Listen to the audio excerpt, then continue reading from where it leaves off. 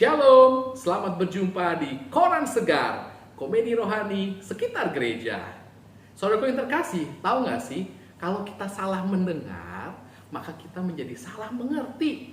Salah mendengar menjadikan kita salah mengerti. Saya ada cerita mengenai Budi, anak sekolah minggu. Budi ini terkenal nakal sekali. Saking nakalnya, kakak-kakak sekolah minggu tahu akan sifatnya dan ceritanya si Budi. Suatu saat, kakak sekolah minggu sedang bercerita. Lalu, kakak itu melihat bahwa Budi tertidur. Langsung dia tegur. Budi, bangun. Budi dengan kagetnya. Lalu kata Budi, aku gak tidur kok kak. Kamu tidur. Kakak lihat sendiri. Kalau kamu bisa menjawab pertanyaannya kakak, maka kamu tidak tidur. Ini pertanyaannya. Tahukah kamu siapa itu Salomo? Salomo. Budi dengan mikir-mikir, siapa ya Salomo? Tuh kan, kata kakak, kamu tidak mendengarkan. Pertanyaan kedua, siapakah Samuel?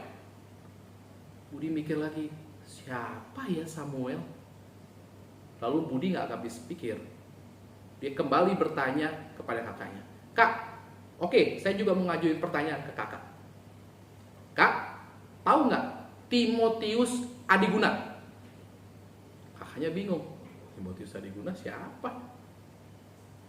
Kan kak, dengan percaya dirinya Budi.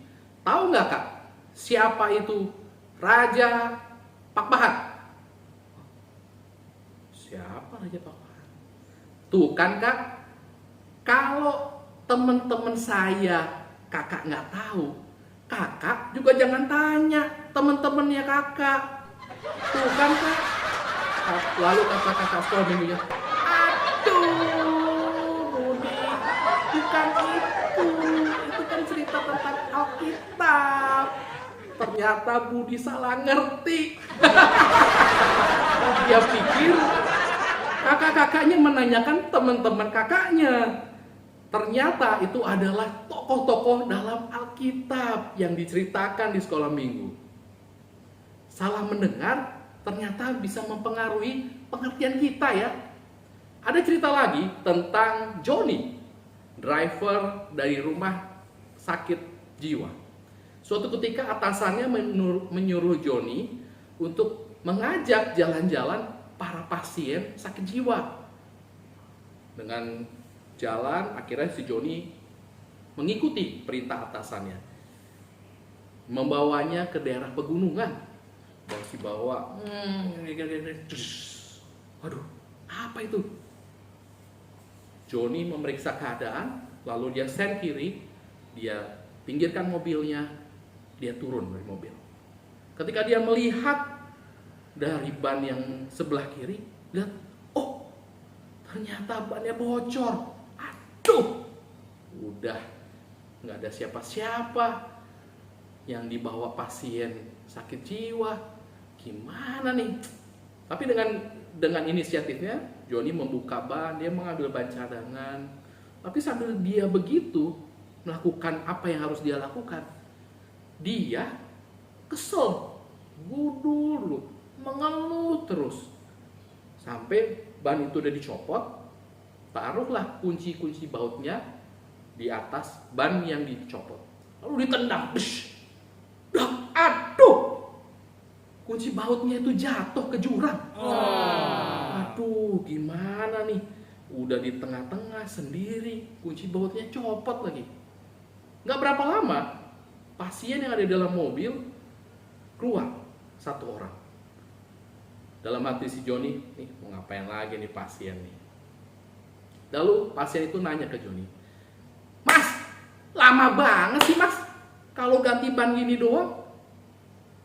Johnny mau jawab juga dia bingung. Kenapa dia bingung? Yang dijawab orang yang tentunya berbeda dengan orang seperti dia. Lalu Johnny, ya udahlah, jawab aja deh. Ini mas, saya ini mau ganti ban, tapi kunci bautnya jatuh ke jurang. Ya ampun, kata pasien sakit jiwa. Mas, kalau cuman itu doang, Mendingan ban-ban yang masih terpasang, Mas ambil kunci bautnya satu-satu. Lalu kunci baut itu ditaruh di tempat yang saat ini nggak ada bautnya, Mas. Oh, Joni mikir, bener juga nih orang nih. Kenapa gue nggak kepikiran? Lalu terketuk pikiran dan hatinya Joni untuk menanyakan kepada pasien itu, Mas, kalau Mas bisa sebegitu briliannya memberikan saya masukan, kenapa Mas ada di rumah sakit jiwa? Lalu kata pasien itu, Mas, saya ini di rumah sakit jiwa karena saya sakit jiwa, bukan kayak lu.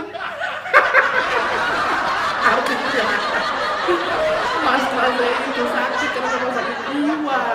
Lalu dia mikir, aduh, ternyata iya juga ya. Nah, itulah saudara terkasih. Mendengar seperti memerhatikan, mengamati, bukan hanya menggunakan telinga kita, tetapi kita pun memperhatikan. Karena dengan mendengar yang benar, pikiran kita menjadi benar. Seperti kata 1 Samuel 15 ayat 22, mendengarkan lebih baik daripada korban sembelihan. Memperhatikan. Shalom saudara terkasih, Tuhan Yesus memberkati.